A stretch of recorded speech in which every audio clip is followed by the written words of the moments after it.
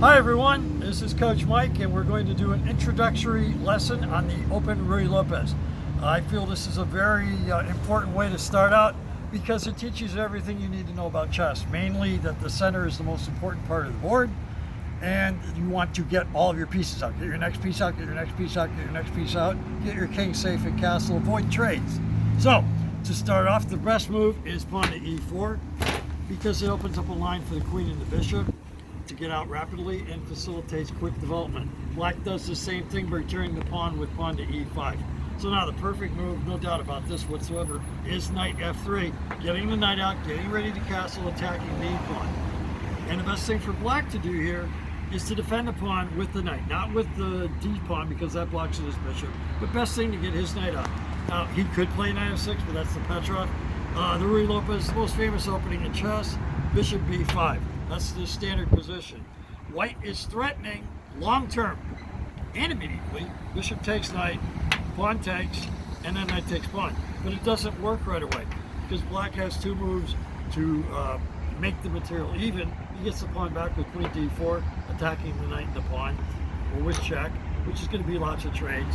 And the other thing he could do, which might be even better, would be to go to g5, attack the knight and the g-pawn so that white can never castle. So, as white is not a merchant and he doesn't want to make all these trades, he's not threatening bishop takes knight right away. But in the long term, everyone has to deal with that. So, when you have a guy, your opponent, with his pieces in your neighborhood, standing on your front porch, looking in the windows, you should usually tell him to go away. So, black plays a6. I did that rather forcefully. And beautiful day here in Tampa, Florida. The sunshine, I'm getting carried away.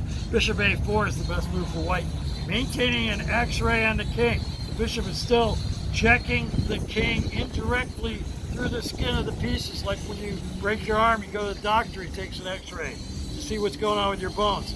If this bishop and knight, if this knight and pawn ever went away, black would be in check. So this is actually a threat that should be considered.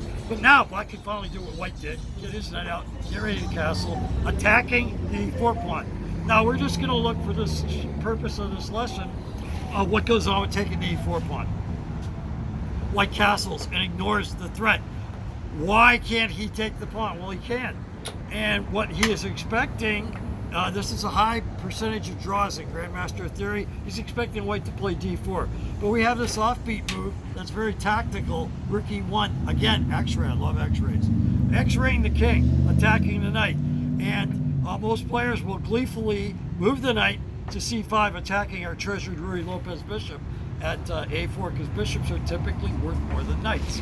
So I've got a surprise move here. Not that well known. Knight c3, ignoring the attack on the bishop. So a player that's not a master would probably merrily snatch this bishop. It does put the knight on the edge of the board. On the edge of the board, knight covers 4 squares in the center. He covers 8. Picture the 8 arms of an octopus. But no, instead of taking the knight that's wandered off to Key West and he's never going to be seen again, we take the pawn at e5, setting up a disco. This knight can now go anywhere he wants. That's going to check the rook. So, black can take that knight. That's a beautiful variation with the queen stack for white. But let's just look at the line where they take the knight and attack our queen. At this point, we don't move the queen. We don't take the knight. We go knight takes knight check from the rook at e1, attacking the black queen. Black has to interpose. And then, do we take the queen or do we take the bishop? Well, we take the bishop because disco still lives on the chessboard, and this knight is doing the windmill all night long, like Lionel Richie. Black has nothing better than to take the white queen. And now, of course, we don't take the knight. We go knight g6 check. He has to interpose with either the knight, where we just lop it off with check, or the queen. We take the queen, and now the material's even, except this knight's still in the disco, doing the windmill, and this knight is trapped. So he tries to get away and takes the knight. Do we recapture the knight? No, we're still in the disco. Knight g6, we bag a 5-point rook, not a 3-point knight. King has to go to d8, only a legal move. We bag the rook, and now we've got a dead one game. Doesn't matter what black does, but if he tries to get away with the knight, the winning move, and you can never miss this move, always look at every check, every capture. Knight takes f7, and that is made in my country. Thanks for joining us, and I hope you tune in